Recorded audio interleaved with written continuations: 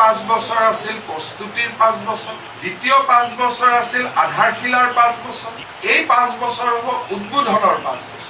এইবাৰতো বহুত কাম হ'ব নহয়, এইবাৰতো কামবিলাক মানুহে দেখা পাব। যোৱাবাৰতো আমি আধাৰশিলাহে কৰিছোঁ বা দুই এটা দেখা পাইছোঁ। ধৰক ভাস্কৰ বৰ্মা সেতুখনে ততাতয়াকৈ খুলি দিছোঁ, মহাৰাজ পিথু সেতুখনে ততাতয়াকৈ খুলি দিছোঁ। কিন্তু এতিয়াতো 5 বছৰত কিমান কাম দেখা পাব। ধুবুৰী ফুলবাৰী ব্ৰিজ কমপ্লিট হ'ব, পলাশবাৰী শুৱালকুছি ব্ৰিজ কমপ্লিট হ'ব, মাজুলী যোৰহাট ব্ৰিজ কমপ্লিট হ'ব, শিলচৰৰ পৰা গুৱাহাটীলৈ 5 ঘণ্টাত অহা ৰাস্তা মুকলি হ'ব, কাজিৰঙাৰ ওপৰত সেতু হ'ব, গহপুৰ নুমলীগড়ৰ মাজত টানেল হ'ব, ছেমি কণ্ডাক্টৰ ফেক্টৰী ইনগ্ৰেশ্যন হ'ব, ফাৰ্টিলাইজাৰ ফেক্টৰী ইনগ্ৰেশ্যন হ'ব, পাৱাৰ প্লেণ্ট ইনগ্ৰেশ্যন হ'ব। গতিকে এইবাৰতো গোটেই কামবিলাক মানুহে দেখা পাব। এই 5 বছৰ হ'ল উদ্বোধনৰ বছৰ। যোৱা 5 বছৰ আছিল আধাৰশিলাৰ 5 বছৰ, এই 5 বছৰ হ'ব উদ্বোধনৰ 5 বছৰ। গতিকে ইমানটো আহোঁতে যাওঁতে মানুহে ছেমি কণ্ডাক্টৰটো দেখিছে, এতিয়া মানুহে দেখা পাব তাৰ পৰা চিপছ ওলাইছে। এতিয়া নাৰেংগী পৰুৱা দলঙৰ আধাৰশিলাই হৈছে, অহা 5 বছৰত মানুহৰ গাড়ী চলিব।